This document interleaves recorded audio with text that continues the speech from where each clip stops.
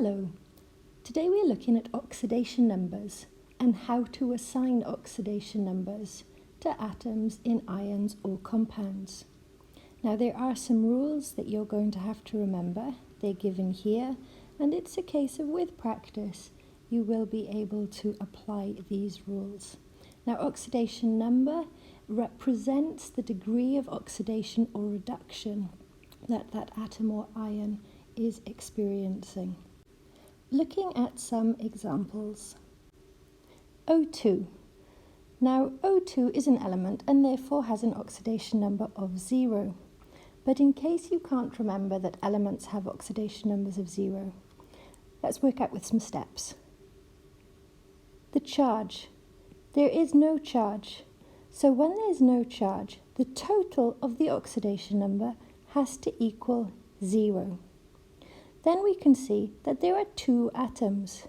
So we're having to look at what, when it's multiplied to, is equal to 0.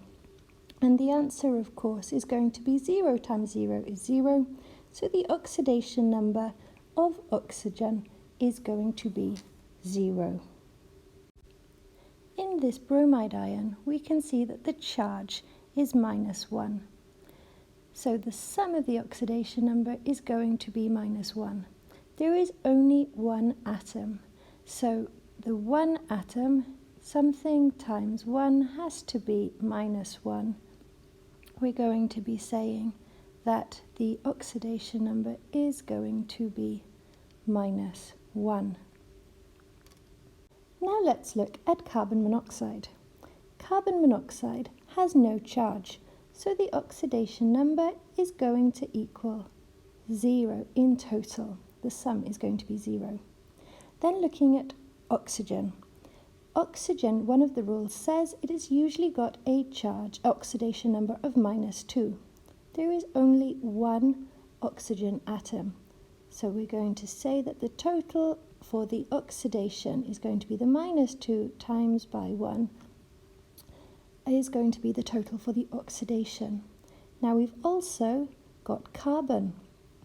Carbon has got also one atom, so we're going to be multiplying the oxidation number that we don't know by 1. And this is what the sum is going to look like. So we can look that we've got a number that we don't know. We've also then got -2 times 1 is -2 is equal to 0. We can rearrange this and say that the number that we don't know is going to be +2.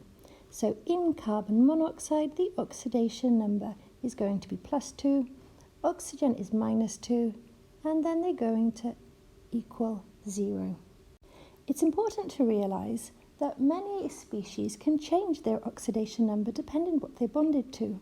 So this particular example, we can again see that the total oxidation number is going to be 0 in carbon dioxide as well, because there is still no charge. It's a neutral compound.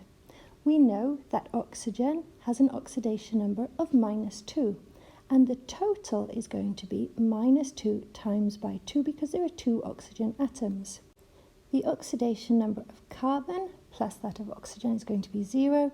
There is one carbon atom, and we don't know what the oxidation number for carbon is. It's important not to think back to carbon monoxide and say it's going to be +2, because carbon can change oxidation number. So having a look, 1 times what we don't know is still 1, plus -2 times by 2 is going to be -4. And the total is going to be 0. So when we're going to arrange this, we can find out that the number that we don't know is +4. Therefore, carbon has an oxidation number of +4. This is an example, whereas instead of using a neutral atom, we're looking at a polyatomic ion.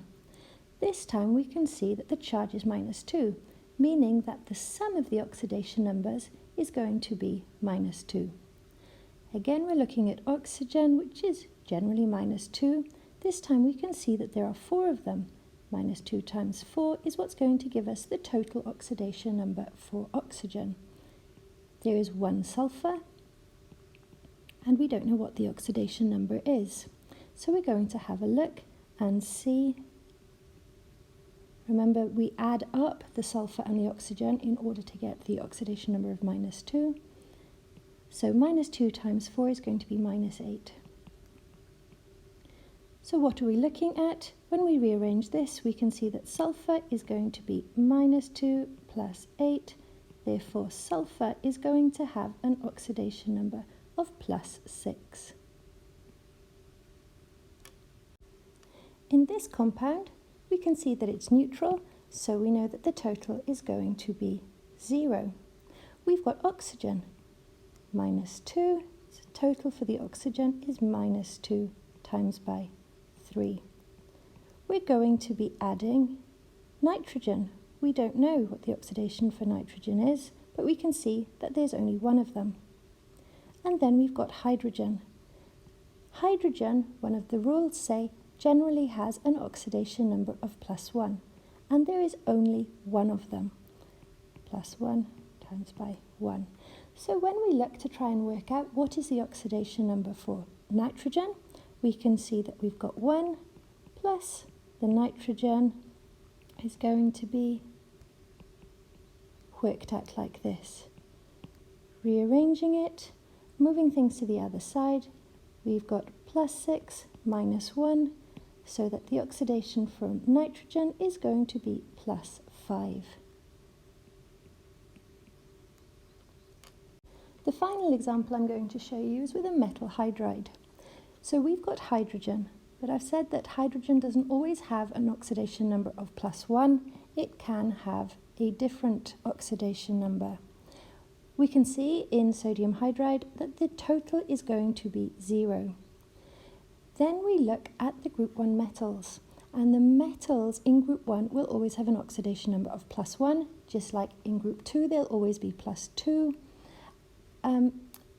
So we're looking now, hydrogen can't be +1 because +1 plus 1 does not equal 0, it equals +2. So hydrogen has to have a changing oxidation number this time. We've got +1 times by 1 is going to be equal to whatever hydrogen is, and we've only got one hydrogen. Here we've got +1 plus what we don't know is equal to 0. Rearranging this, what is hydrogen going to be? In the case when it's in a metal hydride, hydrogen has an oxidation number of -1. Thank you.